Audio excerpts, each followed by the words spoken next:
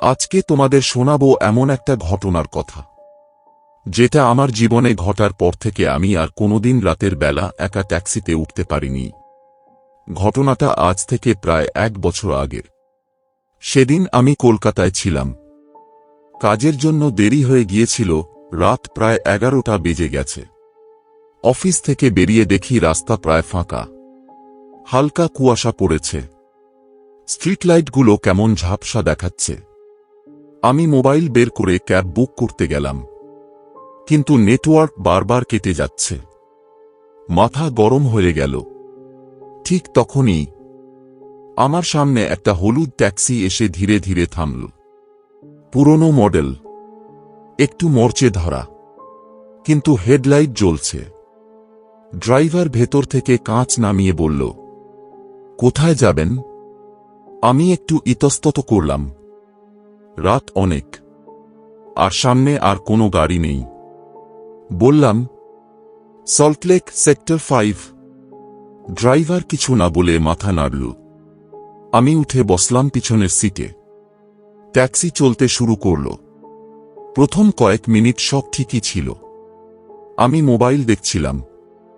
হঠাৎ খেয়াল করলাম ড্রাইভার একবারও রিয়ার ভিউ মিররে তাকাচ্ছে না, একদম চুপচাপ।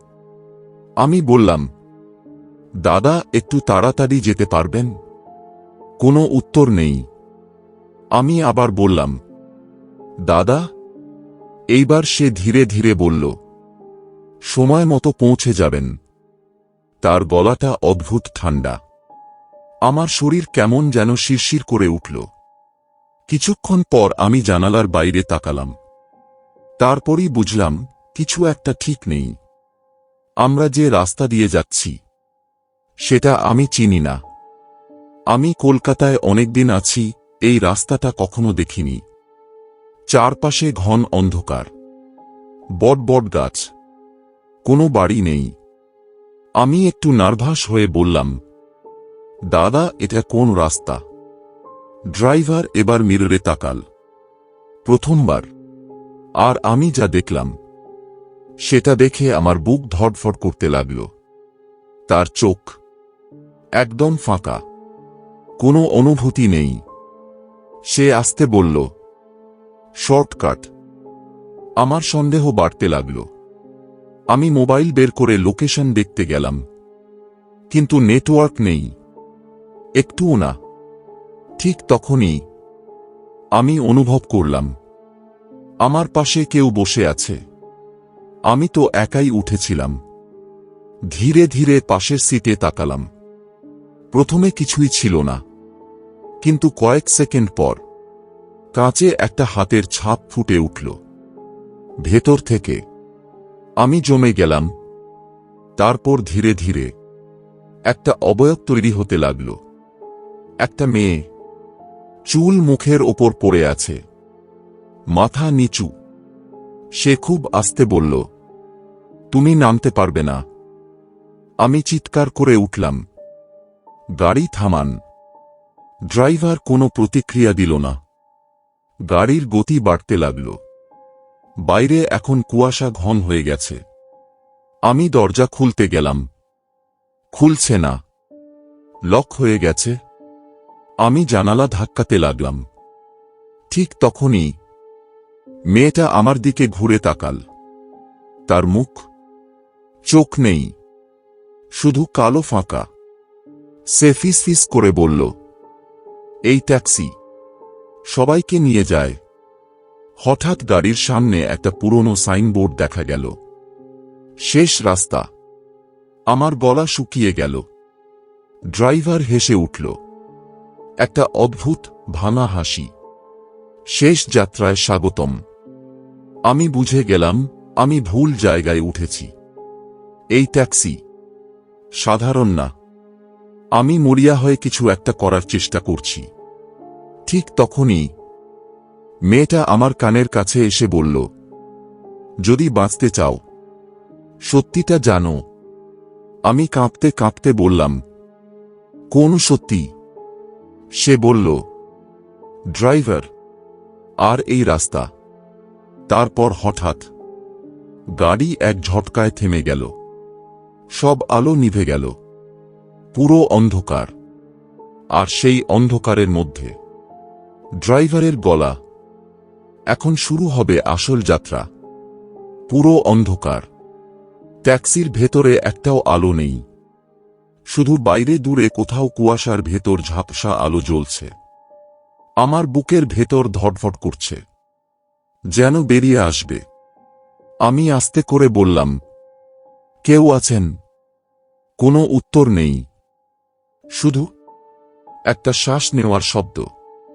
আমার ঠিক সামনে হঠাৎ ট্যাক্সির ড্যাশবোর্ডে একটা হালকা আলো জ্বলে উঠল। আমি সামনে তাকালাম, ড্রাইভার সিটে কেউ নেই, স্টিয়ারিং নিজে নিজে নড়ছে। গাড়িটা আবার চলতে শুরু করল। আমার গলা শুকিয়ে কাঠ। এটা কি হচ্ছে? আমি ফিসফিস করে বললাম। ঠিক তখনই পেছনের সিট থেকে সেই মেয়েটার গলা এলো, এখনো সময় আছে। আমি ধীরে ধীরে পিছনে তাকালাম। সে আগের মতোই বসে আছে, কিন্তু এবার তার মুখের অন্ধকার যেন আরো গভীর। আমি কাঁপতে কাঁপতে বললাম, আমি কি করব? সে বলল, এই ট্যাক্সিতে যারা ওঠে তারা সবাই হারিয়ে যায় না। আমি একটু আশা পেলাম। মানে? সে ধীরে ধীরে বলল, কেউ কেউ ফিরে যায়, যদি তারা সত্যিটা বুঝতে পারে। ঠিক তখনই সামনে কুয়াশার মধ্যে একটা পুরনো ব্রিজ দেখা গেল। ট্যাক্সি সেই ব্রিজের দিকে এগোচ্ছে। মেয়েটা বলল, সব শুরু হয়েছিল এখানে। আমার চোখের সামনে দৃশ্যটা বদলে যেতে লাগল। আমি দেখলাম একই ট্যাক্সি, কিন্তু নতুন। ড্রাইভার একজন সাধারণ মানুষ, হাসি খুশি। রাতে সে গাড়ি চালাচ্ছে। একজন মেয়ে উঠে বসল ঠিক আমার পাশে। একই মেয়ে, কিন্তু এবার সে জীবিত। সে বলল, দাদা একটু তাড়াতাড়ি যাবেন, বাড়িতে দেরি হয়ে যাবে। ড্রাইভার হাসল, চিন্তা করবেন না। ব্রিজের মাঝখানে পৌঁছাতেই হঠাৎ সামনে একটা ট্রাক। ব্রেক, চিৎকার, ধাক্কা, সব অন্ধকার। আমি হঠাৎ বাস্তবে ফিরে এলাম। আমার শরীর কাঁপছে। মেয়েটা বলল, আমরা সেদিন মরিনি পুরোপুরি। আমি অবাক। মানে? সে বলল, আমরা আটকে গেছি।